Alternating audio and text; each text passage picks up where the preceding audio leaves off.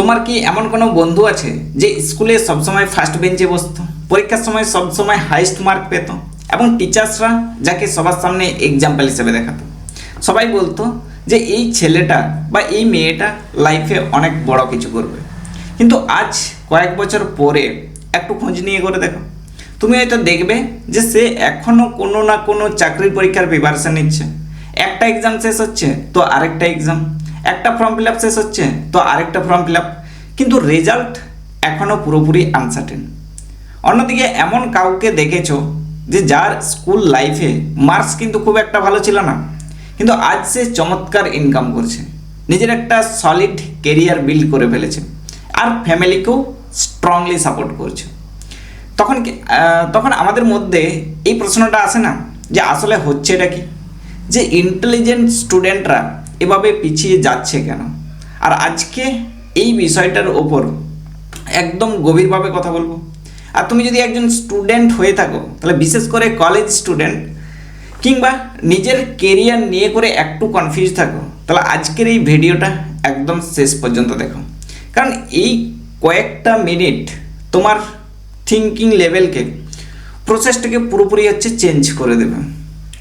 তো প্রথমে একটা বিষয় একদম পরিষ্কার করে দিই, আমি কিন্তু এখানে এটা বলছি না যে পড়াশোনা ইম্পর্ট্যান্ট নয়, অবশ্যই ইম্পর্ট্যান্ট। ভালো এডুকেশন তোমাকে একটা স্ট্রং ফাউন্ডেশন দেয়, বাট আসল প্রবলেমটা কিন্তু অন্য জায়গাতে। আমাদের এডুকেশন সিস্টেমের একটা মস্ত বড় লিমিটেশন আছে। স্কুল কলেজ আমাদেরকে শুধুমাত্র এটা শেখায় যে কিভাবে এক্সাম পাস করতে হয়, কিভাবে খাতায় অ্যান্সার লিখতে হয়, কিভাবে মার্কস বাড়াতে হয়, কিন্তু খুব কম জায়গাতে এটা শেখানো হয় যে কিভাবে প্র্যাকটিক্যাল প্রবলেম সলভ করতে হয়, মানুষের সাথে কিভাবে কমিউনিকেশন করতে হয়, হাই ডিমান্ডেবল স্কিল থেকে কিভাবে ডেভেলপ করতে হয়, আর মার্কেটের আসল ডিমান্ডটা কী। আর ঠিক এই জায়গাতে একটা বিশাল বড় গ্যাপ তৈরি হয়ে যায়। চলো একটা সহজ উদাহরণ দিই।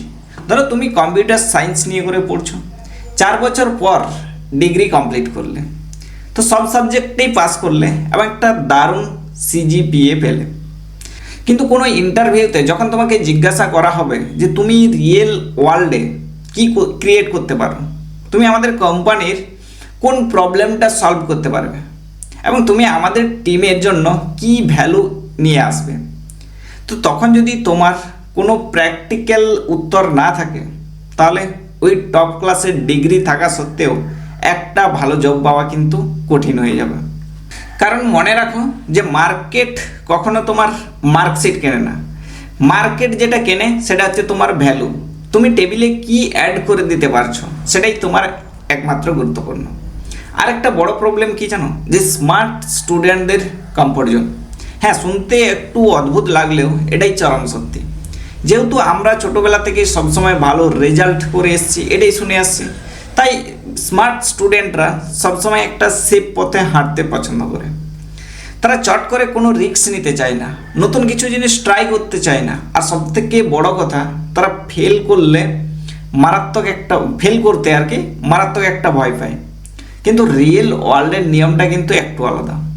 এখানে যারা প্রতিনিয়ত এক্সপেরিমেন্ট করে, যারা নতুন নতুন স্কিল শেখে, ভুল করে এবং সেই ভুল থেকে আবার শেখে, তাদের গ্রোথ কিন্তু বাকিদের থেকে অনেক ফাস্ট হয়ে যায়। চলো একটা লাইভ এক্সাম্পল দেখা যাক। ধরো দুজন স্টুডেন্ট আছে, স্টুডেন্ট এ এবং স্টুডেন্ট বি। তো স্টুডেন্ট এ ক্লাসের সবসময় টপার, আর স্টুডেন্ট বি একদম অ্যাভারেজ স্টুডেন্ট।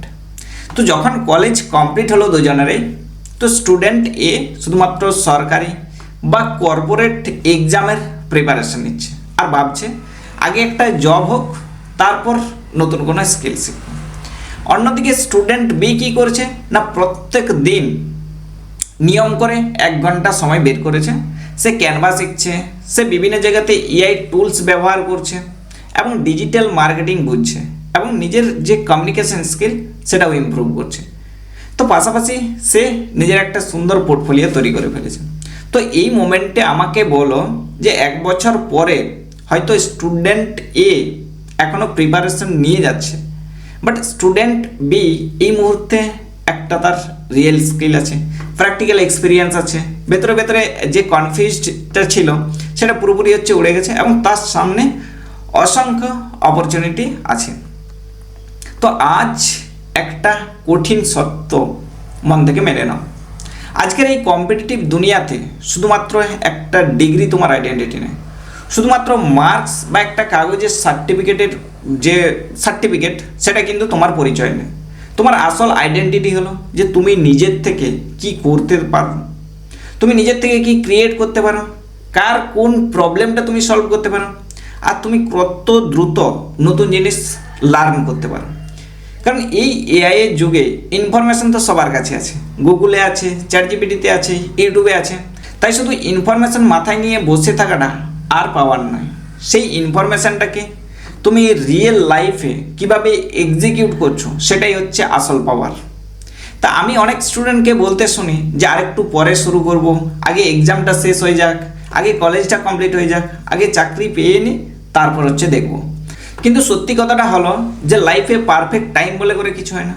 তুমি যখন রেডি হবে, মার্কেট কিন্তু তোমার জন্য অপেক্ষা করে থাকবে না, টেকনোলজি থমকে থাকবে না, আর কম্পিটিশন হচ্ছে কমে যাবে না। তাই আজ থেকে যদি তুমি একজন স্টুডেন্ট হও, তাহলে তোমার কাছে একটা ছোট্ট রিকোয়েস্ট আছে। নিজেকে শুধুমাত্র পরীক্ষার জন্য প্রস্তুত করো না, নিজেকে লাইফের জন্য হচ্ছে রেডি করো, কেরিয়ারের জন্য হচ্ছে প্রস্তুত করো, এবং নিজের ফিউচারের জন্য হচ্ছে প্রস্তুত করো। আজ থেকে প্রত্যেক দিন 1 ঘন্টা সময় করে নিজের জন্য বের করো, একটা ভ্যালুয়েবল স্কিল শেখো, কমিউনিকেশন ইমপ্রুভ করো, এআইকে নিজের হাতিয়ার বানিয়ে করে, ঠিক আছে, নতুন কিছু করার হচ্ছে চেষ্টা করো, এবং নিজের একটা পার্সোনাল ব্র্যান্ড তৈরি করতে শুরু করো। তো ভিডিওটা শেষ করার আগে তোমার কাছে একটা ছোট্ট প্রশ্ন রেখে যাচ্ছি।